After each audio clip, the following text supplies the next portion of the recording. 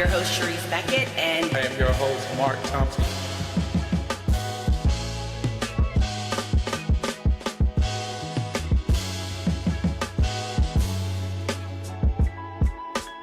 how are you? If you focus on what you did in the past, To lead, transform, and shine. this is a great collaboration. Career Transformation Academy and Queens behind the scenes.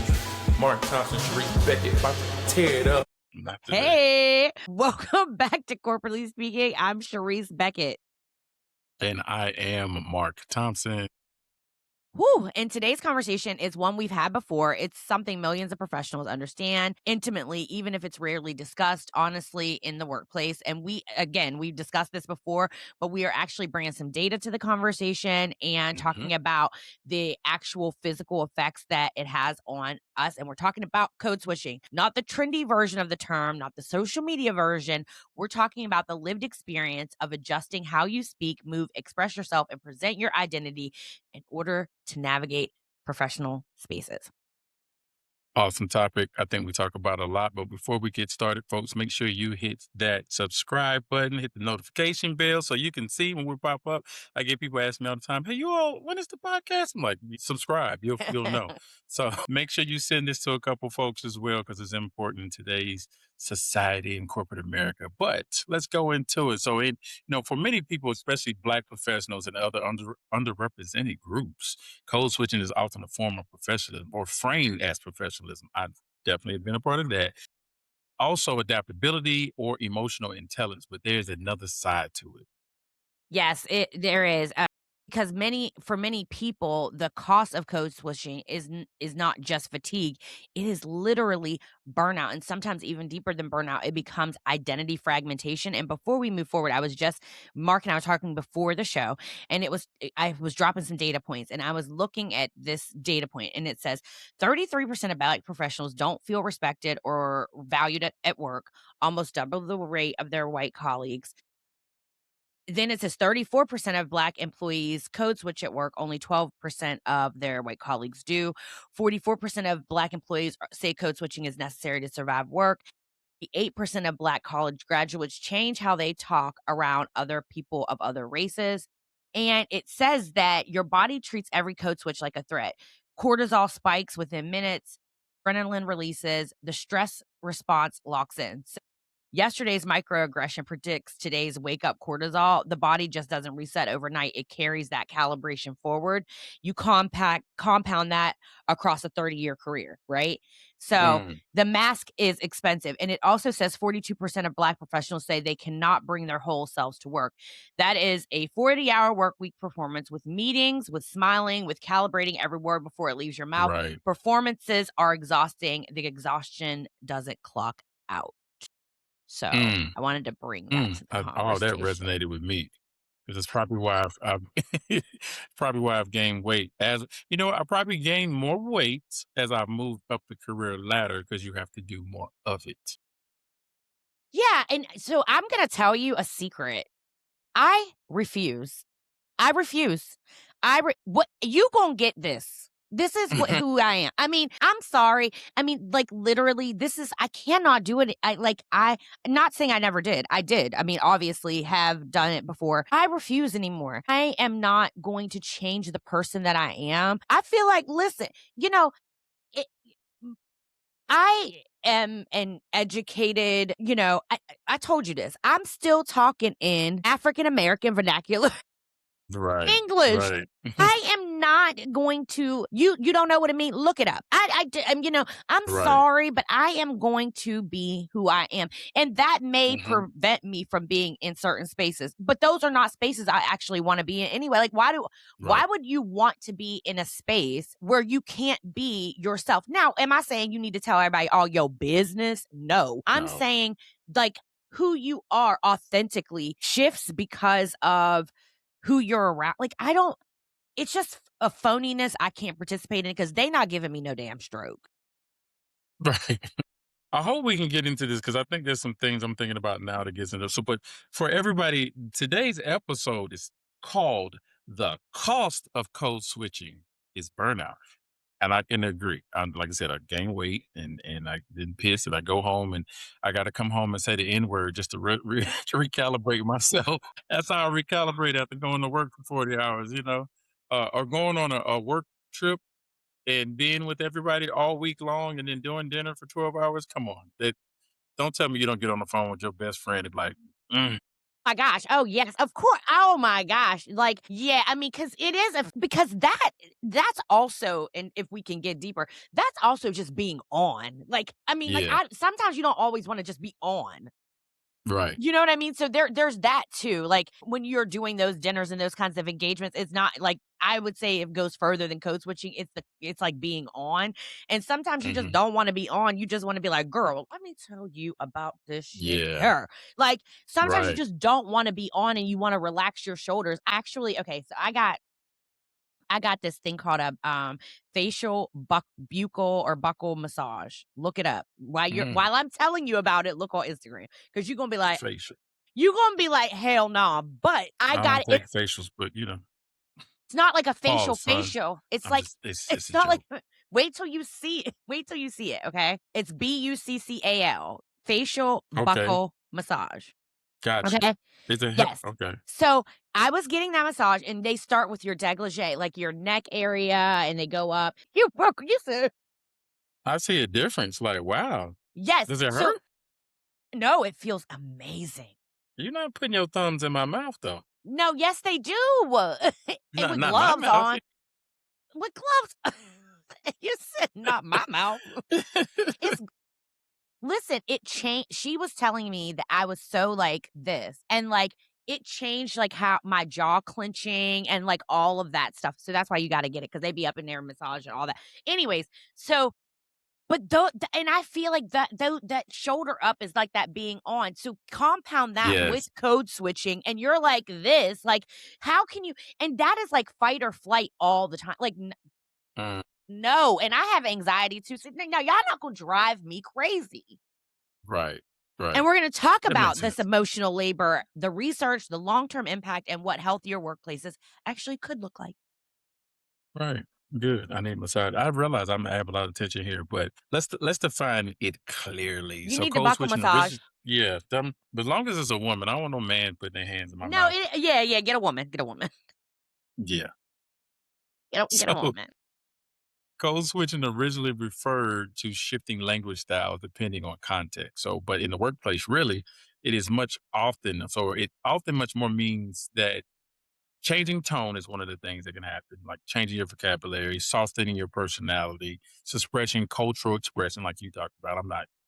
I can't say the N word. I want to, but monitoring your facial expressions, and you can't. I know every black woman out here is like that's going to happen, but adjusting your appearance. I remember we talked about, hey, my glasses. This is my appearance. This is off and on. I do need glasses, but I don't really need them. But managing how others interpret confidence. So I think there's elements here, especially for black women and black men. We cross the fence on either way. Like I said, I'm 6'4", damn near 300 pounds. When I walk into a room, like, oh, look at this large Negro. I have So to either. you are physically you think that you're physically intimidating? I think I'm physically, and then You when are people like get to know me, you are like a such a teddy bear. You are but you've never seen me in person. in When you real see life. me, you You're can be like, right. damn, I mean, you I know know. right. I mean, I know that, but like and the opposite for me, like I think that is probably something that brings down people's inhibitions because Hmm. I'm a shorty. I'm only 5'1". I'm like little teeny tiny person. And so like it does, but then my personality is really big. Like I'm totally like the opposite of what you but there's a cost to that because a lot of people will try to sun you because you're little They like gonna that. Like test you. Yeah, yeah, don't because right. I will have to remind you every time how big of a problem I can be for you. So, Yeah, do I can not imagine your kids are scared of you. the little woman, you know what I mean? Like, yeah, they'd be like, my daughter's funny. She'll be like, I'll start going, she'll be like, okay. I mean, like, she ain't even Hmm. trying to go there. Like, okay. Yeah, absolutely. Hmm. Absolutely. And my husband's tall, over 6 feet tall, but Hmm. he's lean, but he's like over 6 feet. And so it's funny because the kids will go to him first, for sure. For sure. Because I'm like, Take nice little no, break. no. Right. Yes. Right. Anyway, but let's be clear, all people adapt to context to some degree. We know that. That's just a Mhm. normal. But Mhm. code switching becomes something different when the adaptation is tied to safety, acceptance, or career survival, which is Yeah. career survival. It means your income, which means it feeds your family. Yeah, you're gonna try to keep that going. So that is the distinction. If I'm adjusting because I'm reading the room, that's one thing. But if I'm adjusting because of fear, stereotypes, exclusion, or a penalty, that's something else entirely. So It that's how we is. feel. That's That's right. emotional intelligence too. Yeah, right. And that's not just simple professionalism. That's psychological labor. It is. Yeah. Yeah. I think, just saying that it is spiritual warfare, psychological warfare. It is mental, like that work shouldn't be like that, but it is. And like I said, once you get up into higher ranks, I think you deal with more of it because you're trying to champion your team and I'm pretty sure your team loves you. They do. But to get your team to connect to everybody else on the same wave of love, now you're up here dealing with all these other people, and you're just like, we got a whole different type of system and structure that we're dealing with. Yeah. I get it. I get it. I So get it. let's bring in some research here. So I love Deloitte. So Deloitte and Me too. Workplace Intelligence Study found that many Black professionals report needing to code switch regularly at work to fit dominant expectations. I agree. And the same research linked the pressure to code switch this with stress, lower psychological safety, and reduce authenticity. Before we move forward, this is a Yes. piece I think maybe we can kind of Lean help into. people. Yeah, it's like, well, when somebody has these issues, where's your source? How do you relieve that stress? I think maybe you start with a buccal face massage. But to talk about these things, I think there has to be more of an outlet to breathe for I mean, I people. think that was what ERGs were made for. I mean, and then you got like I think that was part of that, like, being able to have a safe space to be authentically you. I mean, which is honestly, I mean, I love that exists, but I honestly feel like, why should I have to? I want to be who I am, and it is so unfortunate Mhm. that to make money to support your family, and you have to go to a space where you probably spend more time than you do at home and be a Mhm. completely different person. Like, I just Right. don't agree with that. I know the necessity of it. I know why people do it. I hate that it has to be done. Right. Right. Okay. I do too. I do. I mean, and then also McKinsey research consistently has shown that employees who do not feel that they can bring their authentic selves to work report lower engagement and higher burnout. We know that, like, higher burnout risk. Right. And there's research in the organizational I can't talk today, You are showing that fumbling and identity mumbling. yeah, mumbo tumble. Showing that identity suppression increases cognitive load. So that means that your brain is using energy to manage impression, self-monitoring, and emotional restraint. I can see how now people really want to quit and throw themselves off the ledge. Well, yeah, people, I mean, it's hard work. I mean, that matters, because if part of your workday is spent performing acceptability, that energy is not free. It comes from somewhere, right? Like, it comes from somewhere. Exactly. It comes from that same internal resources needed for creativity, focus, leadership presence, and resilience. Yeah, I'm having PTSD a little bit on this conversation because I'm seeing how, I want to float in a certain way to be recognized as who I am, but I'm also fighting the battles that I'm not being received. And that is this social systematic construct that we're living in where we're not recognized. And that's why I talk about that voice may be one thing to talk about it to other Black people, but how do we get it to the leaders that is not like us? I mean, yeah, it's so funny you say that, because, like, let's talk first about why it leads to burnout. So when You're people right. hear, yeah, let's start there. When people hear burnout, they often think workload, too many meetings, too many deadlines, too many responsibilities. And yes, workload does matter in burnout. I'm not saying it doesn't, but burnout can also come from incongruence. Right. So you mean like meaning the gap between who you are and who you feel required to be. That's what That's you're saying. right. That's right. So imagine spending 8 to 10 hours a day filtering yourself, monitoring your tone, rewriting emails repeatedly.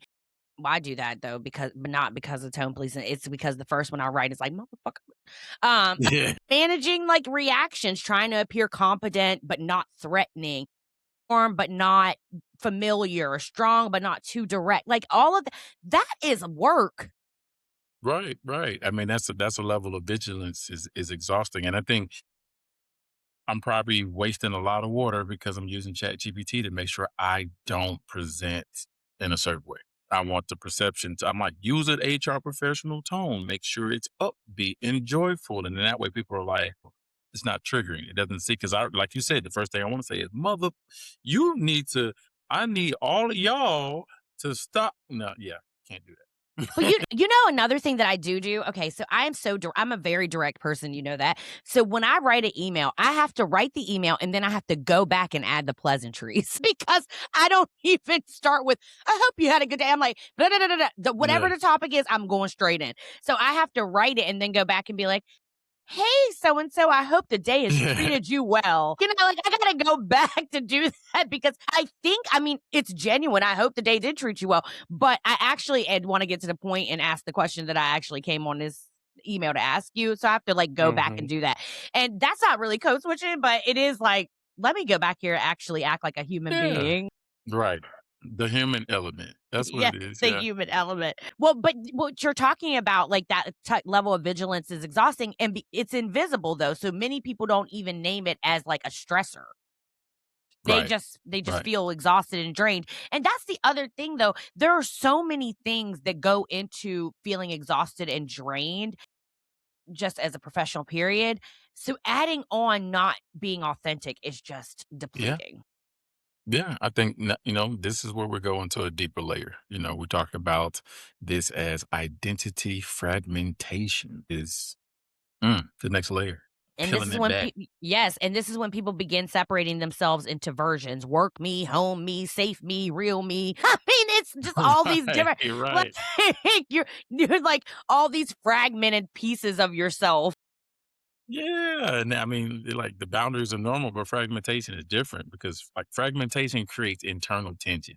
So you start asking, which version of me is acceptable? I mean, this is the mental clouds in your head with this. Like, which version of me gets rewarded? Which version of me pays the bills?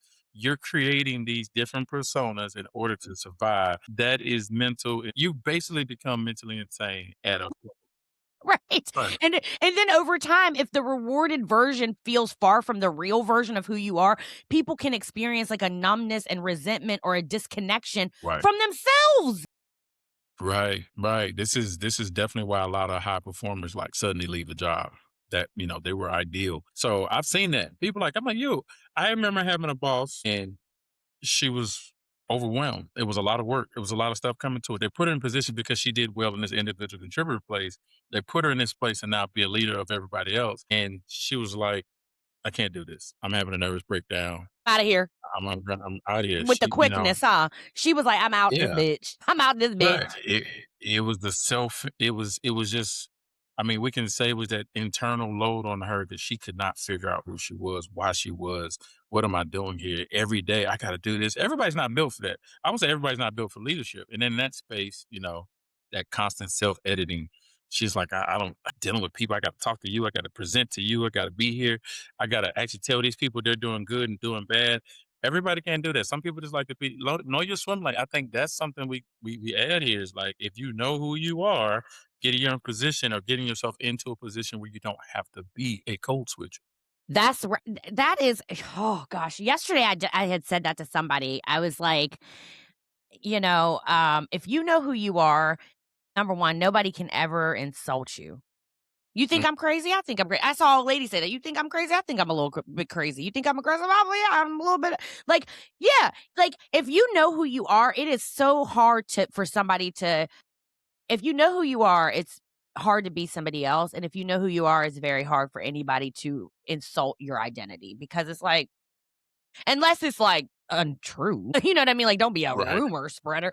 But yeah, anyways, so let's talk about what organizations actually miss. They often misunderstand the issue. They think if someone's performing well, smiling, delivering results, everything must be fine, but not necessarily.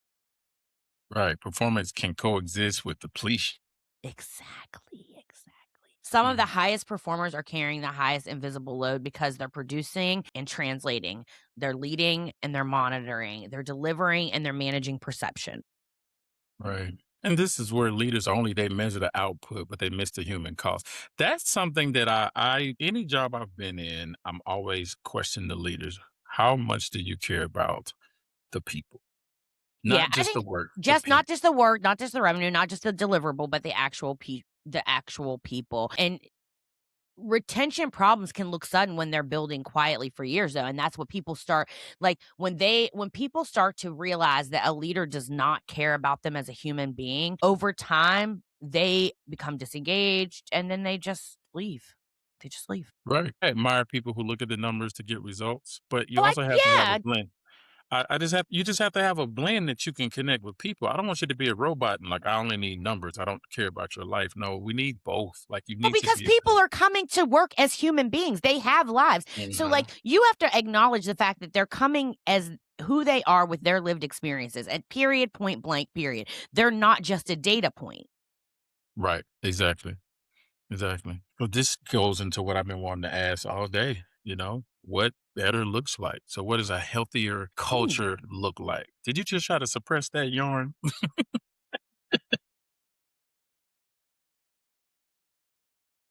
I'm so, because I am. I'm so.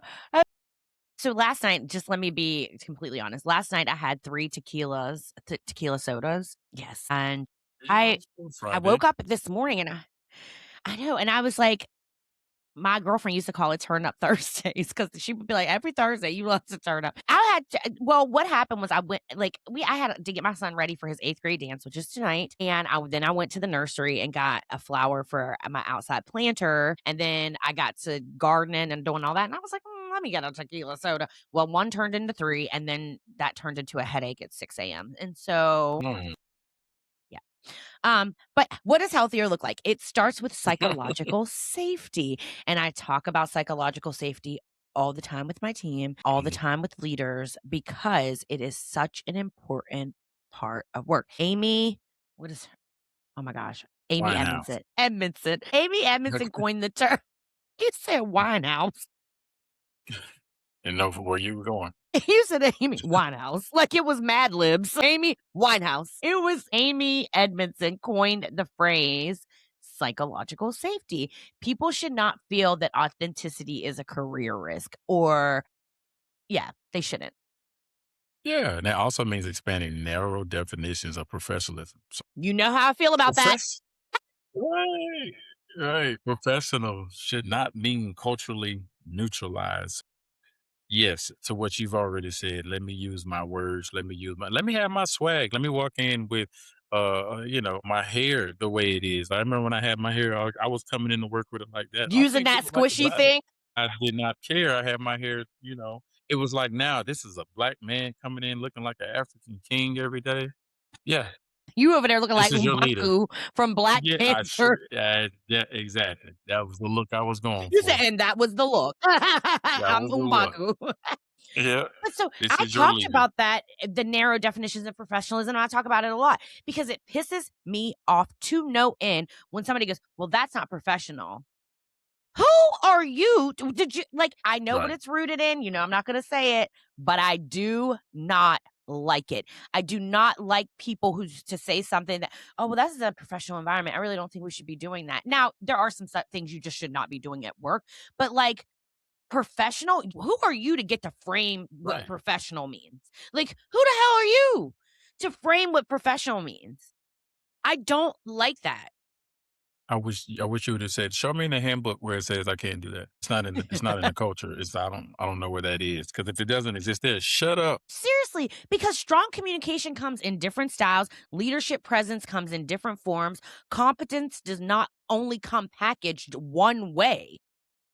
Right, right. And managers need training, definitely, to recognize like that bias and how to interpret tone, like to interpret tone and confidence and style. I think you either have it as a gift or you need consistent quarterly training to remind you that this is the behaviors of that company of way we want you to interact.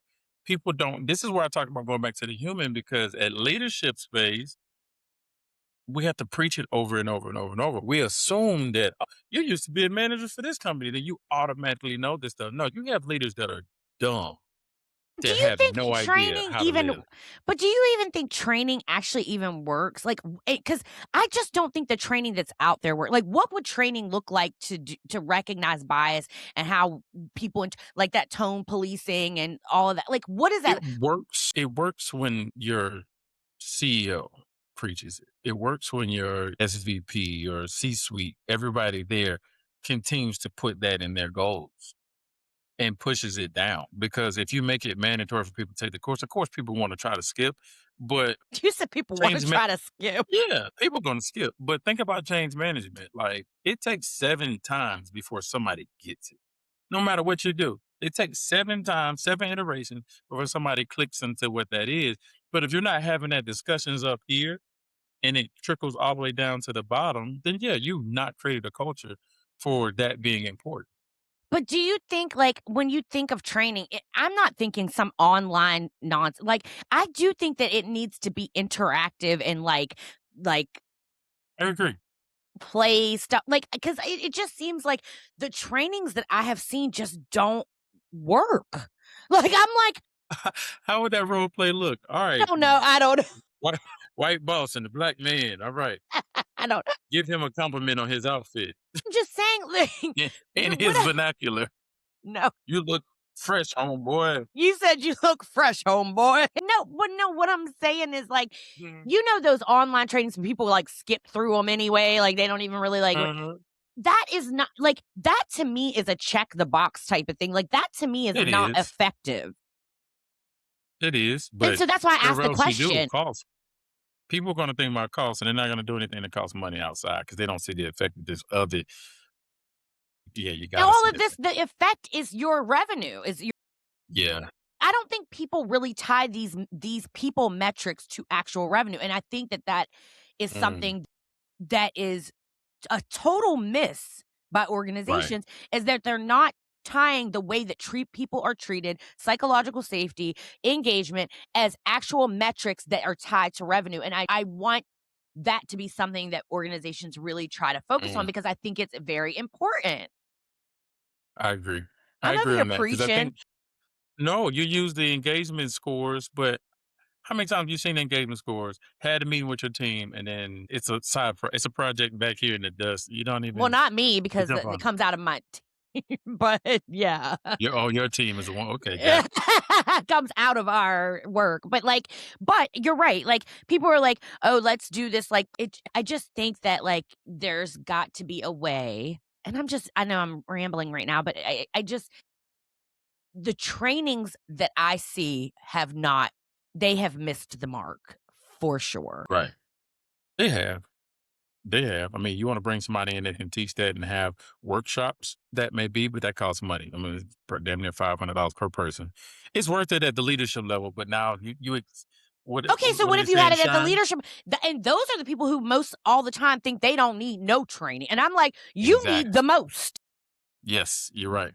They need the Because most, you can and they trickle got to that push it down. down. You can cascade that to the if you get that, you can cascade that. I'm off my high horse, but I just really think that these trainings have missed the mark. No, I like it. I think this is where people have to put more value into their ethics department and also have people who are ambassadors of that training. So you're training, train the trainer, and then they can continue to train down. So yeah, we'll solve the world's problems tomorrow. Okay, let's talk about this as we're closing out. Like code switching may be, it may help people navigate systems in the short term, but when it comes to the constant, like the cost could be significant. When it becomes constant, the cost can be significant. So this is an issue, but we gotta fight. I don't know. I want to fight people, but I don't want to fight people.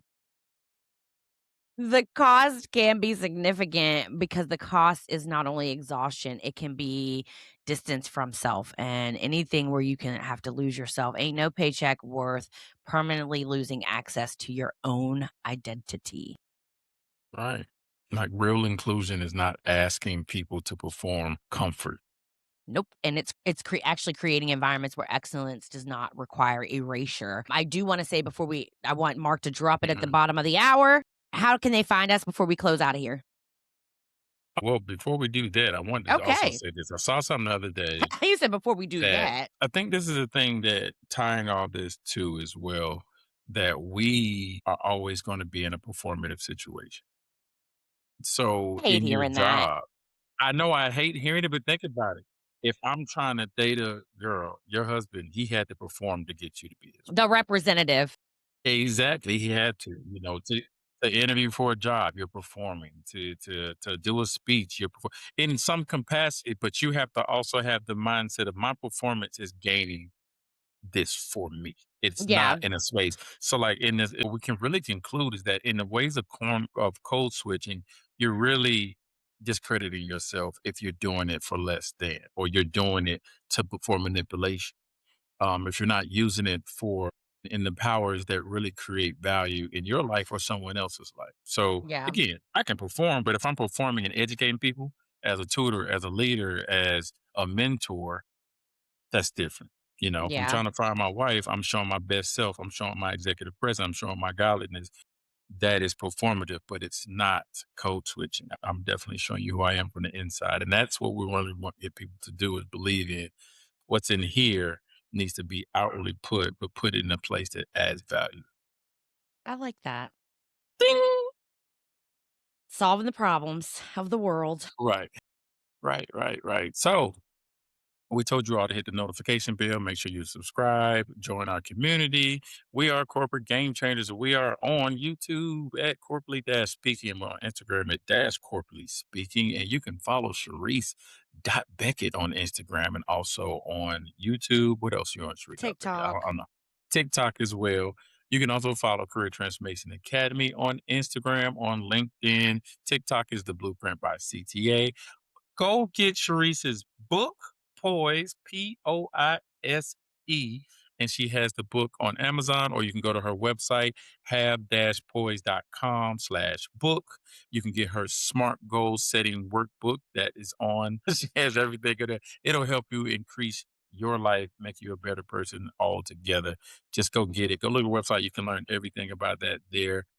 You can also go to my website. It is open and live. And Career Transformation Academy website, we're about 99.9% revamped. The new I gold love course this is for going to you. be available. Yep. And today, again, I told everybody if you want free, not free, yeah, you can get free career coaching now. Do a 7-day trial, or you can sign up right now for just $1 a day, 24/7 career coaches right now to help you get the job that you dream about. I love that. That's us, folks. All right. There we are. We're done. We're done for today. Thank you guys for joining us. Until next time, corporately speaking. Peace. Corporately speaking, the beat drops slight.